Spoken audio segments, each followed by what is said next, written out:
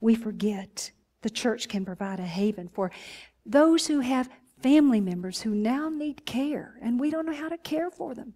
They're not the people that we used to know, that loved us, that raised us. Relevant and vital is the church who says, we're all broken.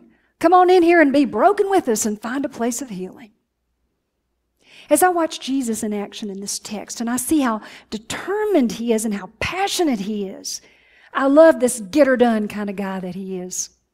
And it makes me thankful for all the people in my life.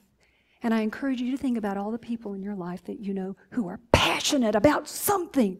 And they live it every day. The neighborhood activist who goes to work to clean up a city block in her town because she knows that a child in her city was killed in a drive-by shooting. The passionate senior citizen who single-handedly takes on the state legislature to try to make it easier that elderly can receive at a reasonable cost the prescription drugs that they need. The elementary school teacher who lives a philosophy of green and challenges her school and her congregation to put away those styrofoam plates at Wednesday Night Live and get out some manpower and wash those dishes. A Sunday school superintendent like the one we have, who works tirelessly on our behalf and who doesn't always suit us with the things she says and does, but by golly, she loves what she does and she believes in it. The praise band that works extra hard, not just to do what they do on Sunday morning, but to play for Youth Eucharist services and to play out in the community for community events like Johnson City Impact. Think about the most passionate people you know and what it is about them that you so love. I can assure you it's that determination, that passion within them. Oh, that we could be more like that. Parker Palmer, one of the Quaker writers that I've come to love through the years, is a very passionate writer and wrote in a book called Let Your Life Speak. It was written in 2000. He talks about his own depression as he tried to struggle with what his real vocation in life was. He was pursuing a vocation that was all about prestige and power, and he knew that vocation didn't fit him. It didn't feed his soul, who he was. And he writes about the soulful activity of getting quiet enough and putting aside enough of the things that encumber us to listen to our heart so that we might chart a course for our everyday life. I think about some of our young people, Mandy Cook, who's just begun her new job. And the journey that some of us have taken with her as she's tried to discern where God is leading her. Some of you who are in the midst of trying to make decisions about careers, Palmer said this about vocation. Vocation, you've heard me say this before, vocation is the place where your deep gladness meets the world's deep need. Actually, Frederick Buechner said it, and he quotes him. Vocation is the place where your deep gladness meets the world's deep need. How many people do you know that are living a life for somebody else? They've chosen a profession, or they've chosen their home, or they've chosen whatever they have chosen to please somebody else. And they live divided lives because of it. And they're less passionate people because they've sold part of their soul for somebody else's dream. The church needs, and the world needs, people who are passionate and who are authentic, who know what's important and who live it. I leave you with these thoughts. As we enter a time of visioning, further visioning for our church, and we have that proposal into our bank of what we would really like to do as a church, how we want to get away from thinking so much, to use the language of last week, about the mortar. We have to think about it. We have to be responsible and pay for it, but we want to think more about mission and ministry. As we try to move more towards that kind of church, we have a lot of challenges and excitement before us. Just this week, I listened to many of you as a result of last week's sermon who said, I want to meet with you and talk with you about commitment and a different level of commitment. I found a new coffee shop in the midst of it. Coffee and Tea Haven down in the King Center. Go visit Sarah Dockler, I believe her name is. She'll give you a free cup of coffee on your birthday. Boy, did I sit and learn from a lot of you as you came to tell me what you're committed to, what you're passionate about, what you want for the church.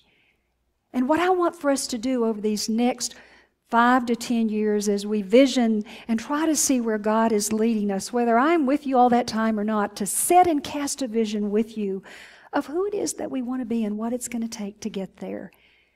A couple of tools that we hope to use in the coming months to help us with that. Leanne, if you'll put this up. One of the UMW books, there's the Let Your Life Speak that I just mentioned, Listening to the Voice of Vocation. One of the UMW books that's written by a pastor it's a work of fiction, but he's trying to talk about what to do when the church that you love gets stolen and tried to be remade in the 21st century. Who stole my church? There's a church leader who came to me last week and said, I think I want to do a study on this book, and I want to choose a group of people to help me walk through it, and let's talk about what happens as we preserve some of the old and as we let go of some of the old and move on to the new. You know, the church has a lot of sacred cows that we won't let die. And what one writer says is sacred cows make good hamburgers. But we got to be willing to let go of some things to move forward. Who stole my church? And what did we gain when it was stolen? The next book is the one that I have just ordered for all of the leadership team and for all the staff. It's called Change Your World. This is actually by a pastor who's a friend of Randy Pasqua. They went to seminary together, Mike Slaughter of Ginghamsburg United Methodist. And I'll leave you with these 7 different paradigms that he says that churches that are trying to make changes in their world need to look at. Kind of a study of contrast, missional versus attractional. Inclusive versus exclusive. Disciples versus decisions. Do you know that in Slaughter's church, they have 3 campuses, but their campuses are very minimal, so they can do more mission and ministry and missional work. He says that he requires every person who joins the church to go through a 12-week newcomer class.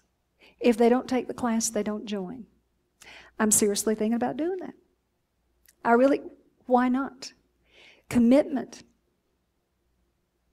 It's something that we don't sign on for a lot these days. And I think to raise the bar of the expectation is what helps the church be vital and move forward. We're going to talk more about that. Micro versus macro. Having small groups that work in intimate ways that are connected to a larger vision. That's some of the small group ministry that we're doing. The shepherding ministry that we're getting ready to launch this Thursday night with a group that have said, yes, I'll take a flock of people and try to get to know them better and be responsible for loving them and being with them and providing pastoral care. Multiplication versus expansion, where we try to multiply the numbers within us, not for the sake of numbers, but to try to expand the people and the resources and the ministries and not think so much about building expansion, though that's important. This week in our finance team meeting, we even asked the question, well, do we need the building to do mission? Well, folks, we've got the building. We have to decide how we're going to approach the building, and the bank is trying to help us with that. But it is true that whatever we do, we want to be able to push more and more towards reaching out to others and teaching responsible discipleship and stewardship while we do it. There's room for every one of us to grow in our giving, both of dollars and of our commitment. We continue to struggle with that. Being responsible for what we have agreed that we will take care of and pay for, and yet trying to be missional in the midst of it. Mission versus mortar, the same concept, and courage versus compliance. John Wayne said, courage is being scared to death and saddling up anyway. And that's what it takes for the church in this day and time. I think finally what we need is people who are passionate. Not just people who want to be right and do what is expected, but people who want to follow their passion. People who want to live by the principles of letting their life speak and letting their hearts guide them to that which they need to do. And I like this image, this last slide. I want to challenge every one of us to be a Luke 9:51 kind of person. That when we've done all the other stuff that we feel God has called us to do, that there comes that point when we set our face in a new direction and we decide that we're going to live like 951 people. Living like that like the Jesus who wielded the sword on the way to the cross, can make all the difference in the world. And whether we know it or estimate it carefully or not, the world is counting on us making a difference. Thanks be to God.